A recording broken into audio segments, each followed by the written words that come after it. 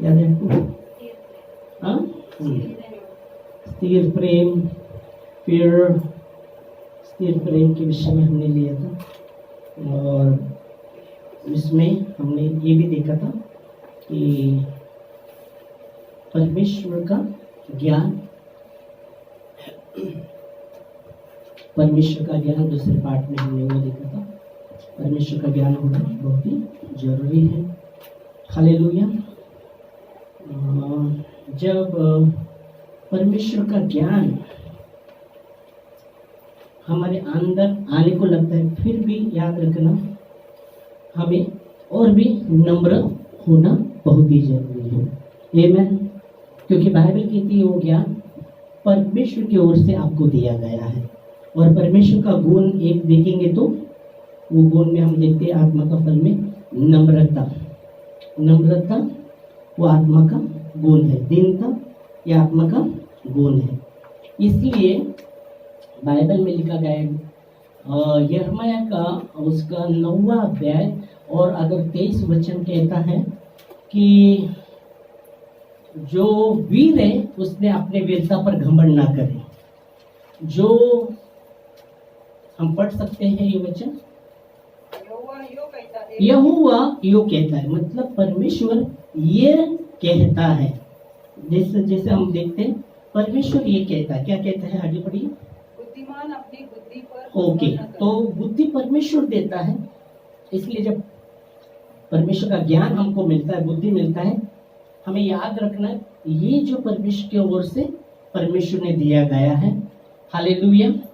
तो जब बुद्धि परमेश्वर ही देता है, यहाँ इसलिए आगे के वचन में लिखा गया है, यहोवा यूं कहता है, यिर्मयाह कहता है कि यहोवा ये कह रहा है, परमेश्वर ये कह रहा है कि बुद्धिमान ने अपनी बुद्धि पर घमंड न करे। हाँ, तो बुद्धिमान ने अपने बुद्धि पर घमंड ना करे। फिर आगे, न वीर अपनी वीरता पर घमंड न, हाँ, वीर न अपनी वीरता पर घमंड करे, न धनी अपने धन पर घमंड, न धनी अपने धन पर घमंड करे।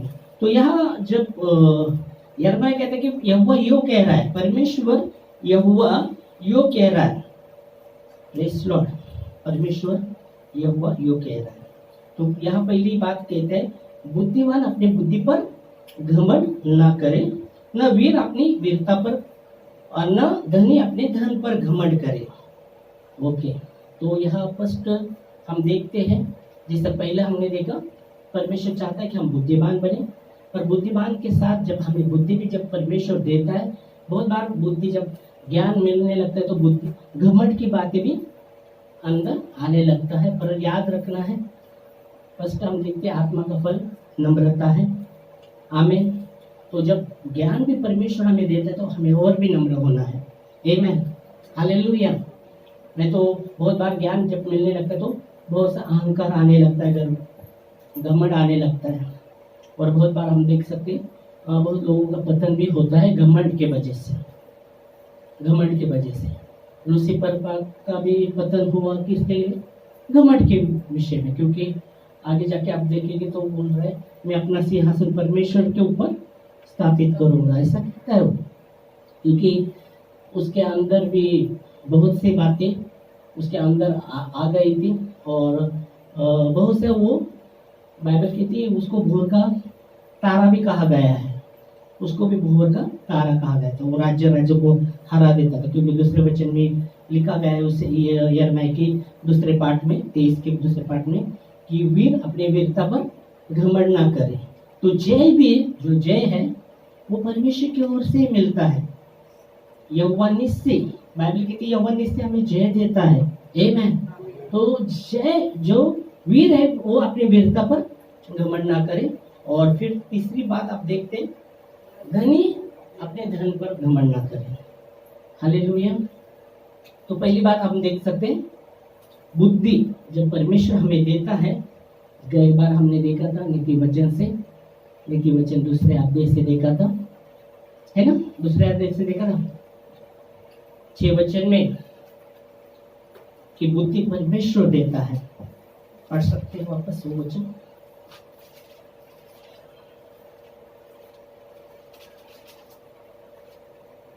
जल्दी जल्दी कर सकते हैं।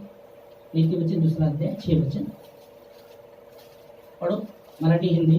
कारण ज्ञान परमेश्वर देतो, ज्ञान परमेश्वर देता है, बुद्धि परमेश्वर देता है, त्याच्या मुखातून ज्ञान व सुज्ञता येतात. उसके मुंह से समझ और क्या लिखा गया है? समझ की बातें उसके मुंह से निकलती है। हाँ, फिर से बुद्धि परमेश्वर देता है, बुद्धि यहोवा ही देता है बुद्धि यहोवा ही देता है, और ज्ञान और समझ की बातें उसके मुंह से निकलती ज्ञान और समझ की बातें उसके मुंह से निकलती है। और इसलिए जब परमेश्वर ज्ञान और बुद्धि हमें देता है, बुद्धि देता है, तो हमें और भी नम्र बनना है। हालेलुया। बाइबल में लिखा गया है 1 कुरिन्थियों उसका पहला अध्याय और 29 से 31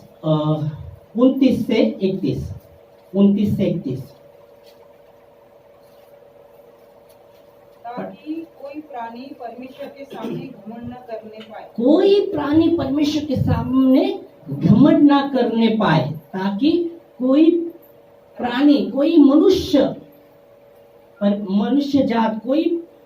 जात परमेश्वर के सामने घमंड ना कर पाए। आगे, परंतु उसी की ओर से तुम मसीह यीशु में हो, उसी की ओर से हम मसीह यीशु में हैं। आगे, जो परमेश्वर की ओर से हमारे लिए ज्ञान ठहरा, परमेश्वर की ओर से हमारे लिए ज्ञान ठहरा, अर्थात धर्म धर्म और पवित्रता और पवित्रता और छुटकारा। और छुटकारा। फिर आगे 31 तक पढ़ो। ताकि जैसा लिखा है जैसा लिखा है, ताकि जैसा लिखा है, वैसे ही हो। ताकि जैसा लिखा है वैसे ही हो। जो घमंड करे जो घमंड करे, वो प्रभु में घमंड करे। जो घमंड करे वो प्रभु में घमंड करे। आमेन। जो घमंड करे वो प्रभु में घमंड करे। हालेलुया। और इसलिए यहाँ जब वचन कहता है कि कोई प्राणी परमेश्वर के सामने घमंड ना करे, घमंड भी करने का बात आता है तो प्रभु में घमंड करे। Hallelujah, praise Lord. और इसलिए हम देखना है, समझना है कि बुद्धि जब परमेश्वर ने दिया है, परमेश्वर की ओर से है। बाइबल कहती है जो उत्तम ज्ञान है वो परमेश्वर की ओर से, ऊपर से आया हुआ उत्तम ज्ञान है, और वो परमेश्वर की ओर से है। हालेलुया। उसमें पक्षपात भी नहीं है, उसमें पक्षपात भी नहीं है। जो उत्तम ज्ञान, अच्छे फलों से लाना, शांति प्रिय वो ज्ञान है। आमेन। शांति प्रिय वो ज्ञान है, पक्षपात रहित वो ज्ञान है, अच्छे फलों से लदा हुआ वो ज्ञान है, जो परमेश्वर की ओर से आता है, ऊपर से आने वाला ज्ञान। आमीन। हालेलुया। और इसलिए बहुत ही जरूरी है, जो ज्ञान परमेश्वर देता है प्रभु तेरी ओर से है, तेरी महिमा हो उसके द्वारा। क्योंकि बाइबल की थी परमेश्वर ने संसार के निबुद्धि लोगों को चुन लिया। किसके लिए? जो बुद्धिमान, संसार में जो बुद्धिमान कहते हैं उनको लज्जित करने के लिए परमेश्वर ने संसार के निर्बल को चुना। किसके लिए? उसका बल उन पर, उनके अंदर बलवंत को लज्जित करने के लिए। मतलब जो क्या यहाँ आप देख सकते तो जो निबुद्धि है वो बुद्धिमान को लज्जित करेगी। दूसरे पाठ में क्या हम देखते हैं? जो निर्बल है वो बलवंत को लज्जित करेंगे। क्यों? कि सब बातों में परमेश्वर की महिमा हो। आमीन। हालेलुया। और इसलिए यह वचन कहता है कि बुद्धिमान ने अपने बुद्धि पर घमंड ना करे, न वीर ने अपने वीरता पर घमंड करे, और न धनी ने अपने धन पर घमंड करे। अभी धन भी यहोवा की ओर से मिलता है, परमेश्वर की ओर से मिलता है, और शैतान की ओर से भी मिलेगा। ऐसा मत समझो, परमेश्वर की ओर से मिलेगा तो शैतान की ओर से भी मिलेगा। मालूम है? इसलिए यीशु मसीह को शैतान ने ऊपर लेके गया पहाड़ पर, संसार का सब वैभव दिखाया, संसार का सब वैभव दिखाया, ये सब मेरे पास है, मुझे नमन कर, मैं तुझे देता हूँ, मुझे प्रणाम कर। संसार का जो भी वैभव था वो दिखाया, ये मेरे हाथ में है, तू मेरे सामने नमन कर। पर यीशु मसीह कहते हैं अरे शैतान दूर हट जा, क्योंकि लिखा है जो परमेश्वर है उसकी उपासना कर, उसको ही नमन कर। और तब शैतान निकल गया। मतलब शैतान भी धन दे सकता है, देता है, पर प्राण को लेता है। इसलिए यीशु मसीह ने कहा कि संसार का सब कुछ तुमने प्राप्त किया और अपने प्राण को खोया तो क्या लाभ? कुछ भी लाभ नहीं होगा। मतलब शैतान धन देता है पर प्राण को लेता है, ये पक्का है।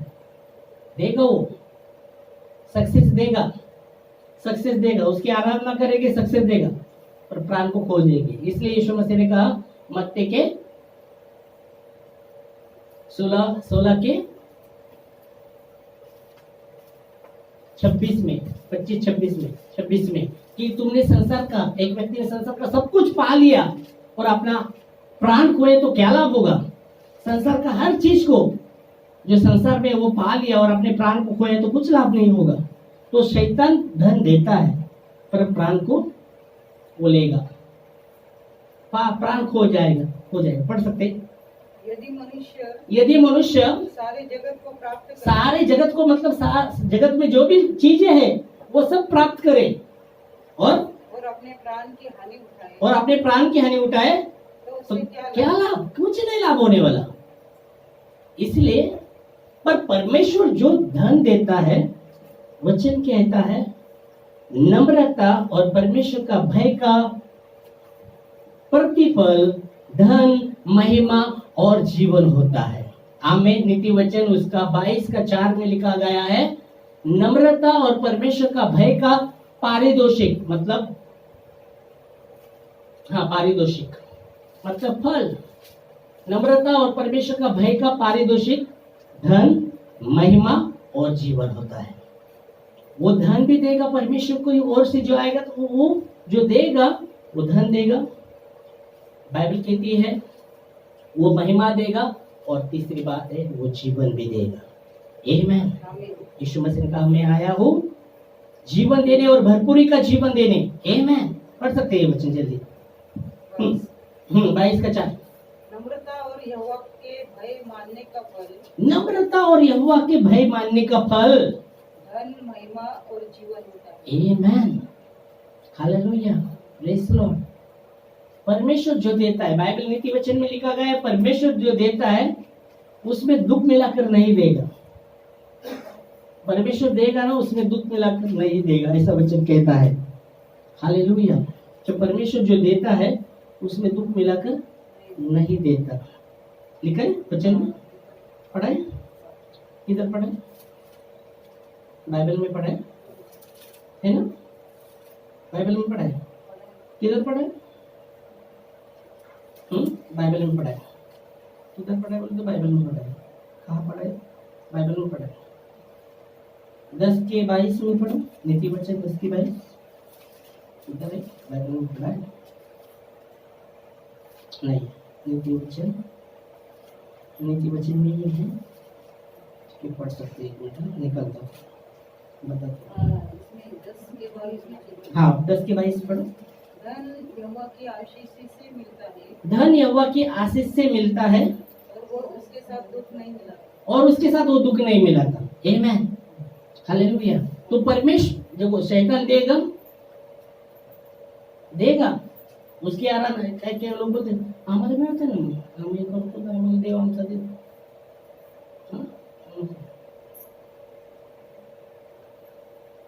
कुछ लोग बोले बाप रे, बहुत ऐसे अविश्वासी लोग, अब ऐसे अविश्वासी ऐसे से मंदिर में जाओ, उधर सोना डालते लोग, मुकुट सोने का, थाली, क्या क्या डालते मालूम है आपको? और बहुत सी जगह है, अहमदनगर में है, दूर है, बड़े सोना बेना डालते रहते। क्यों? वो देते हैं उनको, वो देते रहते हैं। Hallelujah, praise Lord. तो पर वो जब देगा वो प्राण को लेगा, पर परमेश्वर की ओर से जो देगा वो, इसलिए नम्रता बहुत ही इंपॉर्टेंट है। नम्रता और परमेश्वर का भय का प्रतिफल क्या है? धन, महिमा, जीवन। आमीन। और इसलिए बहुत ही जरूरी है हमें नम्र होना। आमीन। परमेश्वर के सामने नम्र होना। हमने देखा है कोई प्राणी उसके सामने घमंड ना करे। घमंड भी करना है तो पौलुस कहता है मसीह पर घमंड करना है। हालेलुया, प्रेज़ लॉर्ड, प्रभु पर घमंड करना है। हम क्या है ना? हम क्या है? हम क्या है? कुछ किसने कहा हम क्या है? हम क्या है? धूल, मिट्टी की धूल, मिट्टी की धूल। हाँ, मिट्टी की धूल। हम क्या है? मिट्टी की धूल, पाँव की मिट्टी की धूल। और बाइबल कहती है परमेश्वर वो पाँव की मिट्टी के धूल को उठाकर प्रधानों के साथ बिठाता भी है। आमीन। क्या प्रधानों की मीटिंग में बिठाएगा।